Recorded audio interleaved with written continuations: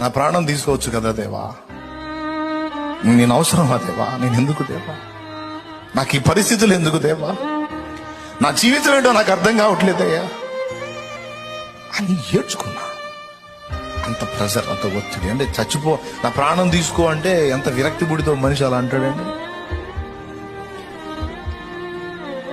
కానీ నాకేం తెలుసు ఆయన ఇంత కృప చూపుతాడని, ఇంత ప్లాన్ ఉంది ఆయనకి నా విషయంలో అనేది నాకేం తెలుసు. ఆ సమయం వచ్చిందాకా, మనలో దేవుడు ఉంచినటువంటివి బయలుపడిందాకా టైం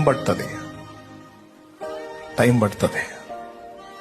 అందుకే చెబుతున్నా, ఎవ్వరు కూడా మిమ్మల్ని మీరు తక్కువగా ఊహించుకోవద్దు.